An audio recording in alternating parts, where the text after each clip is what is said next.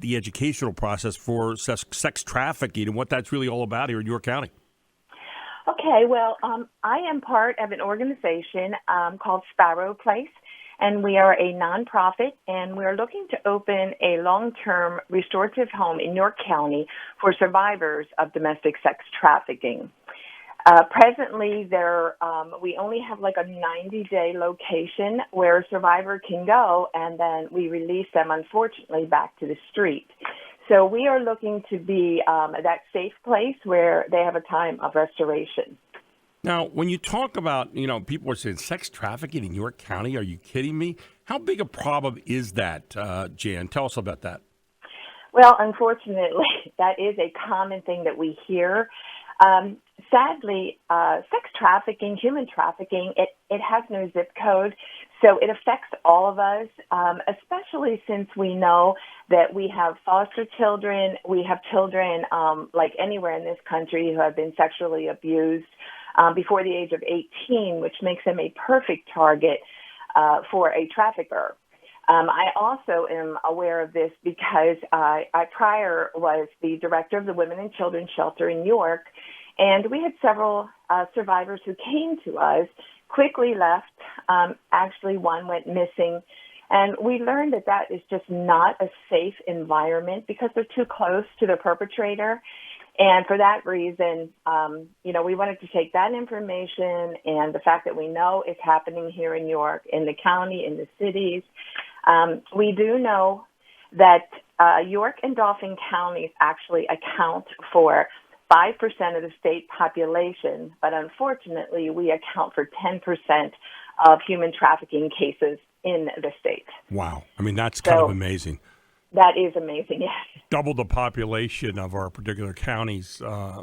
Now, for people out there that aren't familiar with this, Jan, how are kids susceptible to that? Obviously, social media, being on the media, makes them ripe to be victims. Tell us a little bit about that process, if you can. Well, social media is the biggest platform right now, okay? So obviously the children love the sext. It turns into sextortion very quickly. Children are just, they feel so safe.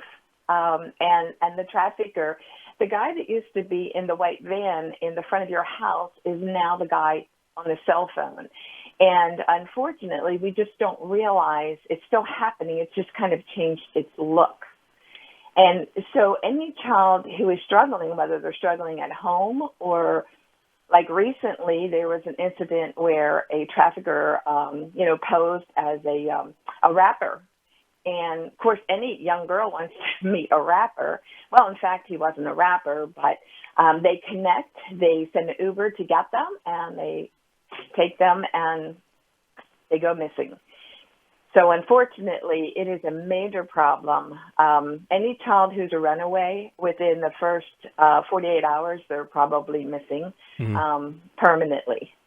One of the things that comes to mind is when your parents told you when you were kids of a certain age, don't talk to strangers.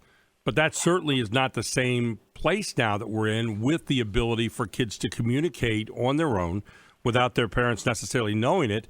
On Correct. Social media. So what are your thoughts about, what parents should be doing here in terms of monitoring that kind of thing to make sure their kids don't get into these kind of situations in the first place? Well, we do often do social media. We're actually getting ready to do one for 7th and 8th graders and parents. It's not always well received, and of course it's not received at all by kids. So, and we try to explain that when you give your child the cell phone, you're actually giving the trafficker access to them.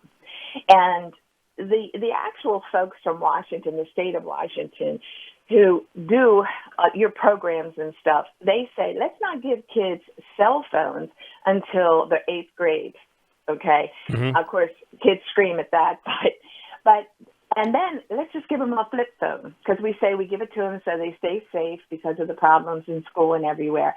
But let's give them a flip phone maybe where they can call out and you can call in and that sort of thing, but not access to that wonderful world of social media where they're just sitting there scouting for them. And at the same time, when you hand them that phone at an early age, you hand them the key to the house. I mean, really, you're getting them a key to getting inside with your kids and all that. You've got some educational things coming up here for people that I know you want them to be aware of. Tell us a little bit about that. Well, there's an awesome awareness event that is coming up. It's Tuesday, October the 1st of this year, and it is at the New Freedom Community Center, which is on Main Street in New Freedom. I say 150 East Main Street for people out there, and that's New Freedom 17349, but go ahead. Okay, and we will start at 6 o'clock to 7:30, where our key speaker will be Shay Rhodes, who is an amazing speaker and an expert in this area. And she will be talking all about trafficking and how to spot it, how to hopefully keep your children safe, and all of these issues. From 7:30 to 8:30, there will be panel Q&A, and that, too, will be an awesome time for families, community, parents, even we've invited students to come and ask those questions. You'll have your government officials there. You'll have the DA there, Dave Sunday. You'll have public defender, the Pennsylvania State Police, victims, FBI victim specialists.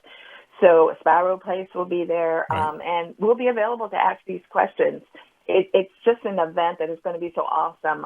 If at all you can come, I truly encourage you to come and learn about human trafficking. Again, that's Tuesday, October 1st. It's at New Freedom Community Center, 158 East Main Street, New Freedom, PA 17349. Get on down there. It's at the auditorium there. 5:30, the doors open.